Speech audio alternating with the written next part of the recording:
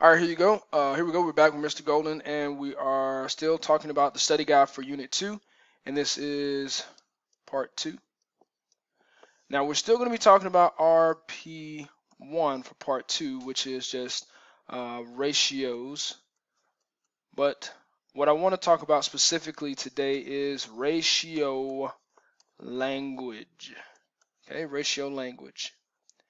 Now, we talked earlier in the last video about ratio language. This is where we talk about part to part.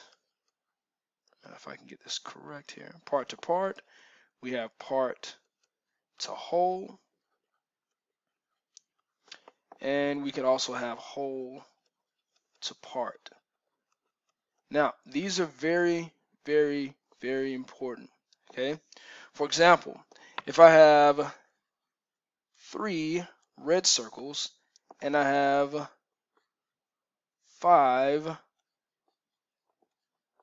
blue circles, what this ratio boils down to, if I wanted to do the ratio from red to blue,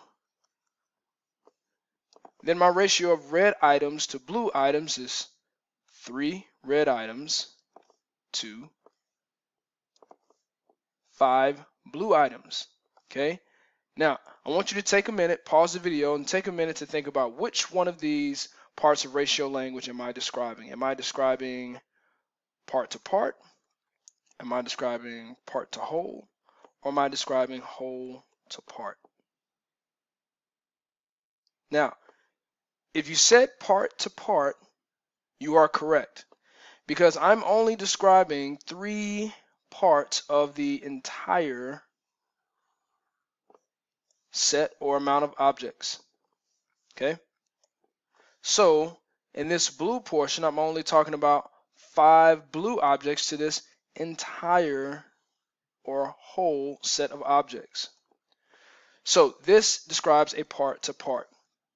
Now, another part of ratio language I want to talk to you about is for every blank, there is or there are blank objects. Okay?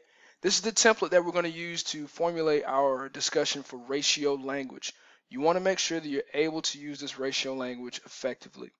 So, if I'm discussing part to part for red objects to blue objects, then I want to say for every 3 red objects, there are 5 blue, and I've already got objects here, but you get the gist. For every 3 red objects, there are 5 blue objects. Okay? So what that means is that if I want to keep this ratio proportionate, if I want to keep this consistent, that means that no matter what it is, if I have 3 red objects, then I need to have 5 blue objects to match with it. So take a minute. I'm going to ask you a question. I want you to pause the video and see if you can come up with the answer before I give it. So if the ratio is for every 3 objects, I have 5 blue objects, then what if I added 3 more red objects? If I added 3 more red objects, how many more blue objects do I need to add to keep it consistent? So once again, if I have 3 red objects and I want to add 3 more, how many more blue objects do I need to add to keep everything consistent? So if you said that I needed to add 5 more blue objects, then you would be absolutely correct. So let's take a look at this. So I've got these 3. Oh, that's a horrible job of drawing that up. I erased everything. Let's go down here and erase. Now, if I have those 3 red objects already, and I have, because for every 3 red objects, I need 5 blue objects. Okay? Oh, you erased everything. Give me a second here. Drawing back my awesome shapes. Now, if I've got 3 red objects and 5 blue objects, I have to keep it consistent. So if I add 3 more, I need to also add 5 more to keep it consistent. 2, 3, 4, 5. Okay? So this ratio, now instead of 3 to 5, I have for every 6 red objects I have. How many blue objects should I have if I have 6 red objects now? Great. I should have 10 blue objects. So what we've just discussed is what we think is a new topic is really an old topic from 5th grade.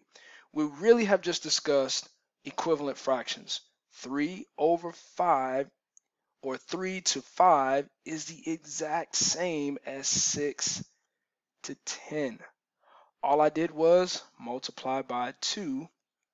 Whatever I do on the top, I do on the bottom. And that times 2 just means I have 2 groups. Okay?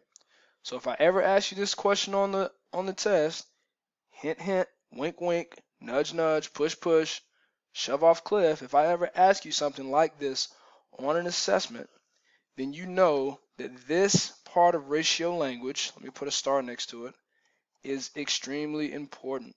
You need to know that for every this amount of objects, there is or are this amount of objects. You need to know that you need to be able to simplify.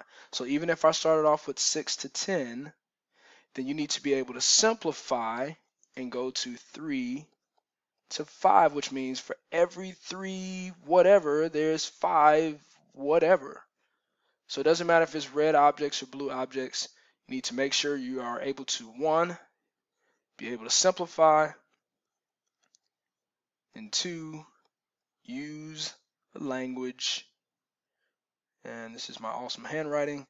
Use language efficiently and effectively. Efficiently and effectively. All right, that wraps it up for part 2.